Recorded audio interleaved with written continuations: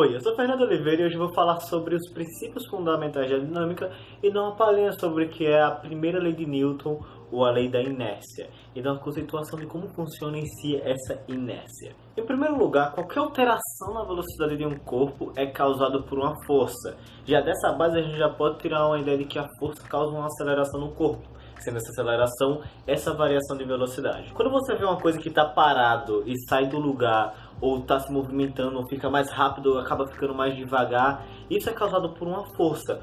Mas como é que você identifica essa força? Como é que você observa? Como é que você analisa? Será que tem como analisar esse tipo de coisa?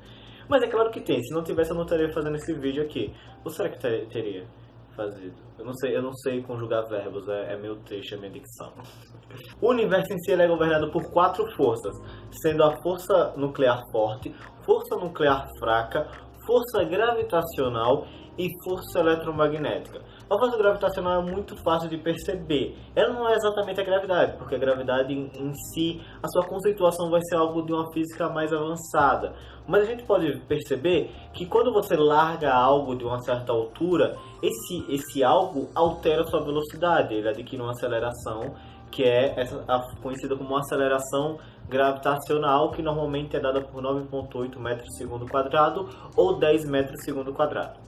Metro por segundo ao quadrado. Ela funciona como uma força de campo, porque em tese é uma força que você não existe uma interação entre corpos específicos. Você tem um certo distanciamento entre dois corpos para que essa força aconteça. Mas além da força de campo, existe uma força chamada força de contato, que é quando, por exemplo, você vê alguém empurrando alguma coisa, você vê uma situação desse tipo, você tem exatamente uma força tipo de contato. Porém, e se eu te falar que a maioria das forças de contato, se não todas as forças de contato, na verdade, são forças de campos disfarçadas? Porque, na realidade, você pode bater uma puta brisa, você nunca encostou num objeto de verdade. As coisas não encostam nas outras, na realidade, a não ser que elas se fundam. As coisas, elas possuem átomos, e esses átomos, quando você olha de uma maneira microscópica, elas nunca estão exatamente encostando em outro corpo. Eles têm uma força eletromagnética que separa esse corpo do outro. Quando você pega alguma coisa e segura, você vai ter uma série de forças eletromagnéticas entre os átomos da sua mão e os átomos do outro corpo que faz com que, por exemplo, quando você está segurando, que faz com que esse corpo não caia. Quando você joga alguma coisa, é uma situação em que a força eletromagnética vai, baseado no movimento que você faz, essa força vai criar uma repulsão do objeto. Ou quando às vezes você cola uma coisa, você tem você pega um papel e coloca assim, você percebe que ele não cai, você vai ter uma situação de força eletromagnética que, baseado no composto químico, porque normalmente a pessoa está suado, etc., que vai fazer com que o objeto simplesmente não caia. Então o contato em si, ele é algo que você não percebe. Mas quando você vê do ponto de vista macroscópico, quando você vê a olho nu, é contato, é baseado em contato, e dá pra gente estudar esse tipo de força ou uma generalização de como funciona qualquer tipo de força. A equação que indica essa força eu vou explicar melhor quando eu explicar a segunda lei de Newton, que é basicamente o princípio fundamental da dinâmica, mas no primeiro eu vou dar uma ideia de como funciona a força e como funciona a inércia. A força em si, ela vai, como eu falei, gerar uma alteração na velocidade de um corpo, baseado na sua massa. Quanto mais massivo o corpo é, menos alteração nessa velocidade.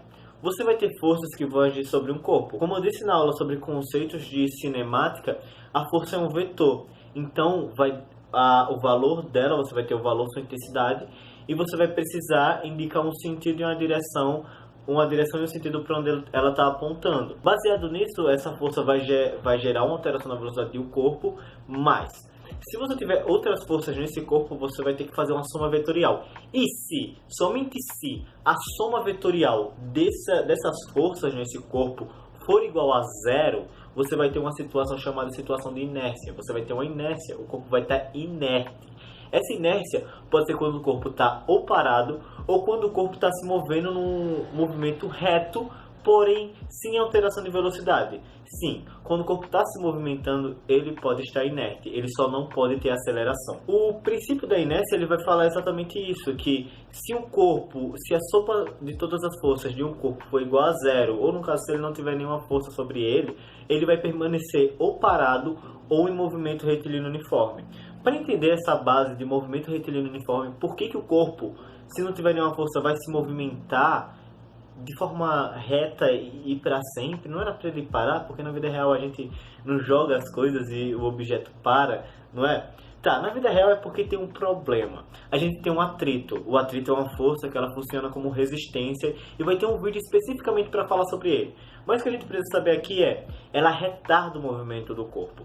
E dessa forma, com esse retardamento, o corpo acaba parando.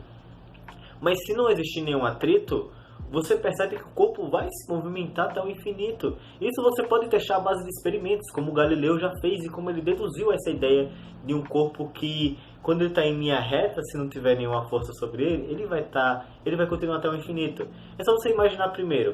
Imagina uma rampa.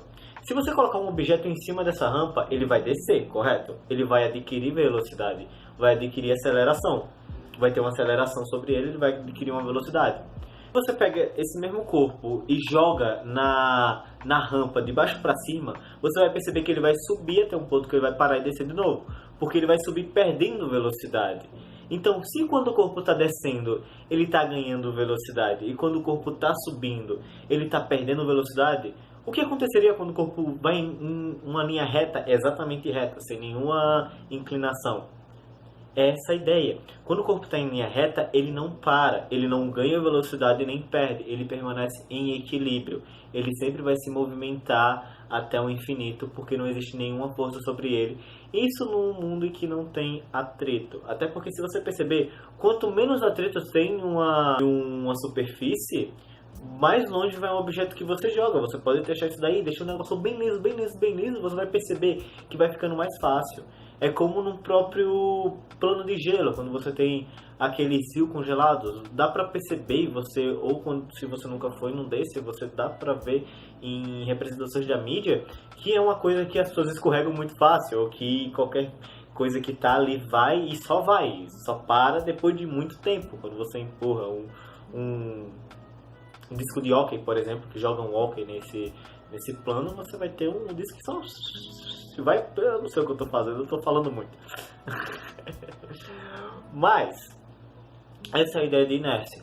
E quando a soma de todas as forças for zero, ou quando não existe nenhuma força sobre o corpo, ele vai permanecer nesse movimento reto e uniforme, ou vai permanecer parado. É simplesmente essa ideia que se engloba na inércia.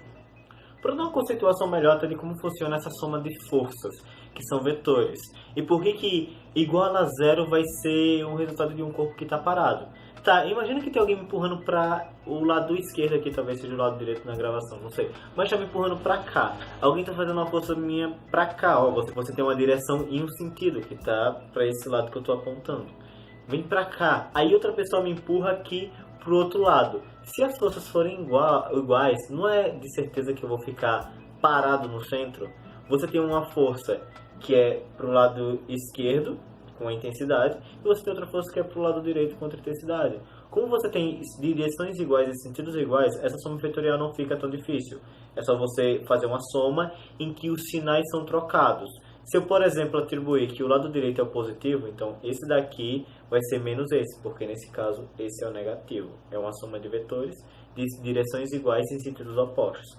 Quando você vai ter uma soma com sentidos iguais, você vai ter simplesmente uma soma normal, como qualquer outra. Mas quando você tem uma soma que é, por exemplo, assim, alguém empurra para cá e empurra para cá, você vai ter esse resultado aqui. Então você vai ter uma soma que você vai precisar usar hipotenusa, por exemplo, o teorema de Pitágoras. E nesse caso fica melhor até eu explicar na parte de matemática. Então é isso. Se você gostou do vídeo, deixe o seu like, compartilha com alguém que você acha que vai gostar da minha explicação, que vai gostar do que eu estou falando e como eu estou falando, se vai entender o assunto a partir do que eu estou explicando. Se você tiver algum conselho, alguma dica, alguma coisa que eu falei errado e que você queira corrigir, pode colocar nos comentários que eu vou ler, que eu vou ver que, mano, o negócio é ciência, tem que ajudar um ao outro e tem que ser sempre uma cooperação.